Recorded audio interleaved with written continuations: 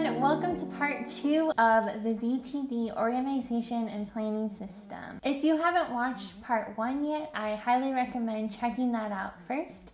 I have the link in the description down below. And in today's video, we're going to be focusing on habit number 3, which is planning. Habit 3 starts out at the beginning of the week. And you ask yourself, what do I want to accomplish this week?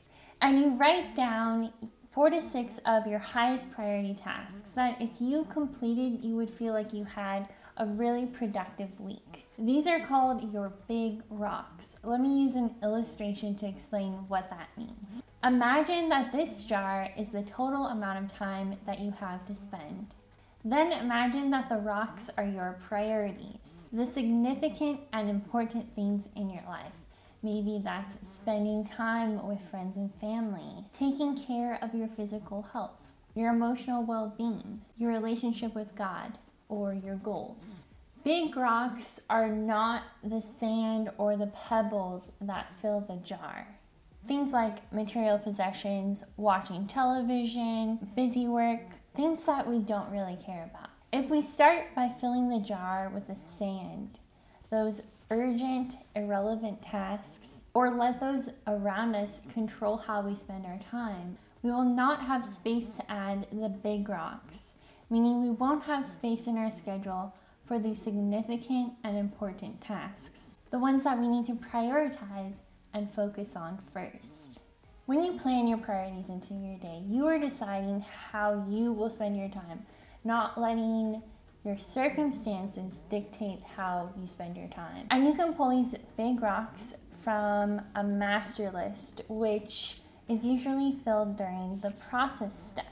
Remember in the last video how I explained how defer items can be scheduled in your planner? Well, for those items that don't have a scheduled date associated with them, like something that's not an appointment or an event, you have this option of adding it to your master list if you don't know which day you want to work on it yet. So as I am processing those capture tools and those inboxes at the end of the day, and I see items that take longer than 2 minutes to complete, then I can add them to this master to-do list at that time. Or you could just add them to the list throughout the day as you think of them.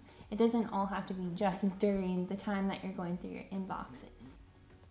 And personally, I am creating a new master to-do list each month just because I tend to run out of space after a month's time. So then tasks that haven't been completed yet from my previous month's master to-do list can then get migrated to the new month's master to-do list. This is very similar to the monthly list that I used to make. It just doesn't have the brain dumping portion, but you could of course do that if you want to, and start out with your brain dump, and then throughout the month as you're processing your inbox, add on to that master to-do list.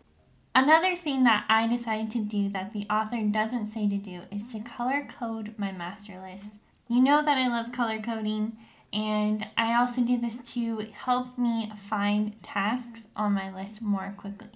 For example, I am using pink for my YouTube tasks, sky blue for house projects, green for home tasks, and dusty blue for other tasks.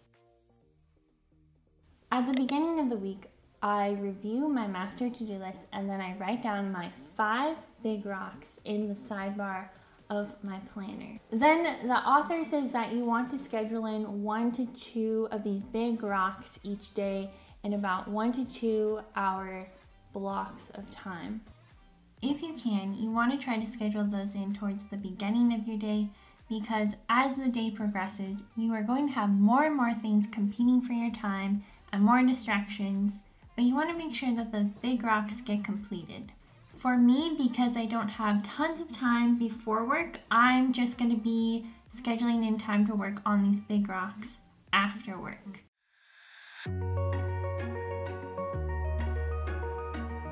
Then the author says to decide each morning what your 3 most important tasks are based on your master to-do list.